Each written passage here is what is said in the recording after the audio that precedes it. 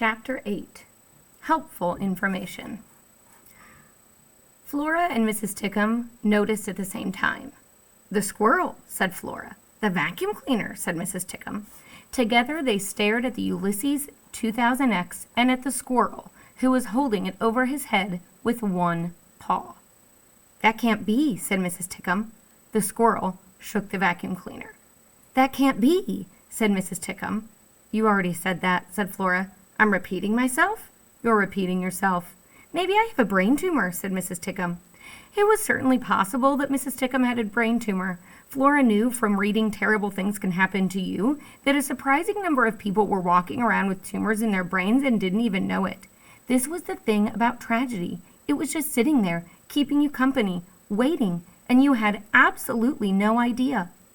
This was the kind of helpful information you could get from the comics, if you paid attention.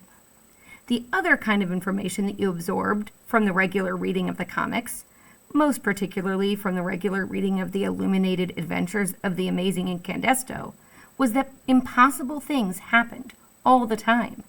For instance, heroes, superheroes, were born of ridiculous and unlikely circumstances. Spider bites, chemical spills, planetary dislocation, and in the case of Alfred T. Slipper, from accidental submersion in an industrial-sized vat of cleaning solution called Incandesto, the cleaning professional's hardworking friend. "I don't think you have a brain tumor," said Flora. "There might be another explanation." "Uh-huh," said Mrs. Tickum. "What's the other explanation?" "Have you ever heard of Incandesto?" "What?" said Mrs. Tickum. "Who," said Flora. "Incandesto is a who. He's a superhero." "Right," said Mrs. Tickum. "And your point is?" Flora raised her right hand. She pointed with a single finger at the squirrel. "Surely you're not implying," said Mrs. Tickum.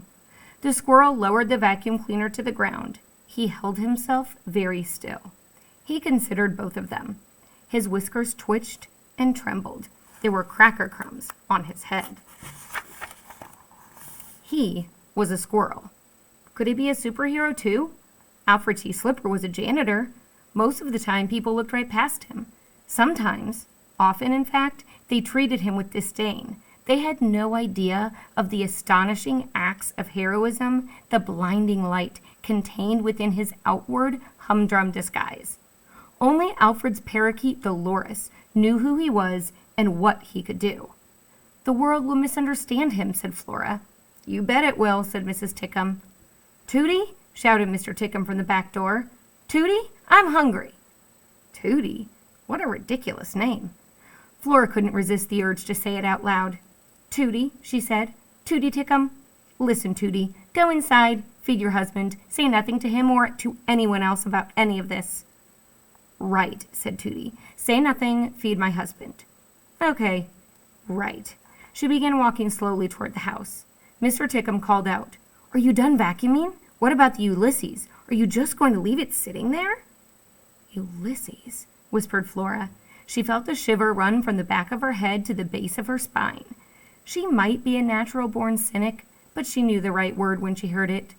"Ulysses," she said again. She bent down and held out her hand to the squirrel. "Come here, Ulysses," she said. Chapter 9. The Whole World on Fire. She spoke to him, and he understood her. What the girl said was, "Ulysses, come here, Ulysses." And without thinking, he moved toward her. "It's okay," she said, and he believed her. It was astonishing. Everything was astonishing. The setting sun was illuminating each blade of grass. It was reflecting off the girl's glasses, making a halo of light around the girl's round head, setting the whole world on fire. The squirrel thought, "When did things become so beautiful? And if it has been this way all along, how is it that I never noticed before?" "Listen to me," the girl said. "My name is Flora. Your name is Ulysses." "Okay," thought the squirrel. She put her hand on him. She picked him up. She cradled him in her left arm. He felt nothing but happiness. Why had he always been so terrified of humans? He couldn't imagine. Actually, He could imagine. There had been that time with the boy and the BB gun. There had, truthfully, been a lot of incidents with humans, some involving BB guns, some not, and all of them had been violent, terrifying, and soul-destroying. But this was a new life, and he was a changed squirrel. He felt spectacular, strong, smart, capable, and also hungry. He was very, very hungry.